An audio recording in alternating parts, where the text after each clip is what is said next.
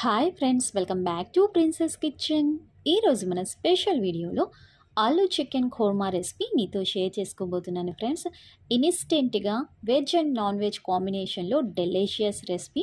ఈ రెసిపీని మీరు రోటీ, చపాతీ, బిర్యానీ రైస్, జీరా రైస్, వైట్ రైస్లోకి సర్వ్ చేసేసుకోవచ్చు.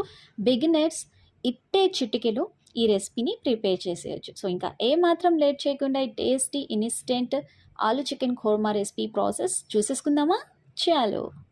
ముందుగా స్టవ్ ఆన్ చేసుకుని ఒక వెసల్లో 1 టీ స్పూన్ ఆయిల్, సన్నగా తరుక్కున్న ఉల్లిపాయ ఒకటి పెద్ద సైజ్ వేసి హై ఫ్లేమ్లో దూరగా ఫ్రై చేసుకోవాలి.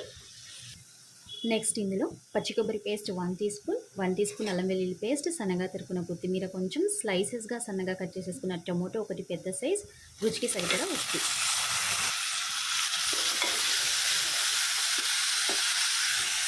అడుగు అంటకుండా కొంచెం వాటర్, పసుపు 1/2 teaspoon, 1/2 teaspoon homemade dhania powder, 1/2 teaspoon homemade garam masala. మసాలాలో ఉన్న పచ్చివాసన పోయేంత వరకు, అదేవిధంగా ఆయిల్ ఫ్లాట్ అయ్యేంత వరకు హై ఫ్లేమ్లో ఫ్రై చేసుకుందాము. ఇలా ఆయిల్ ఫ్లాట్ అయిపోయిన తర్వాత 1 టీ స్పూన్ కారం. నెక్స్ట్ 2 మీడియం సైజ్ ఆలూ తీసేసుకుని పీల్ ఆఫ్ చేసి చిన్న చిన్న పీసెస్గా కట్ చేసేసుకున్నాను. క్లీన్ చేసి మీడియం సైజ్ ముక్కలుగా కట్ చేసేసుకున్న chicken 200 grams.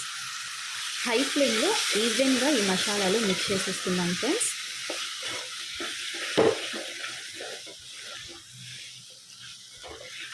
Next 1 table spoon homemade curd. So ప్రాపర్గా మిక్స్ చేసేసుకుందాం ఫ్యూ సెకండ్స్ వరకు.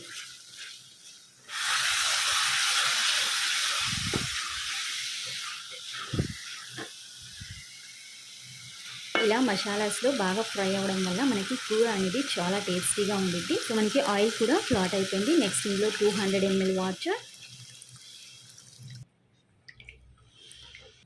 10 మినిట్స్ హై ఫ్లేమ్లో కుక్ చేసుకుందాము. మూత అనేది నేను వీడియోలో చూపిస్తున్న విధంగా పెట్టండి ఫ్రెండ్స్.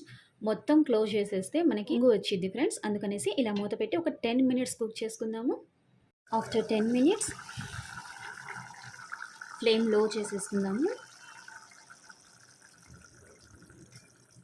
సో ఒకసారి మిక్స్ చేసేసుకుందాం ఫ్రెండ్స్.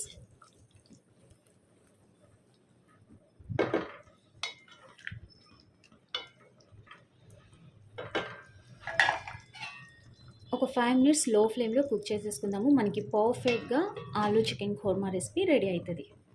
ఆఫ్టర్ 5 మినిట్స్ సో చూడండి, మనకి పర్ఫెక్ట్గా ఆలూ చికెన్ ఖోర్మా రెడీ అయిపోయింది.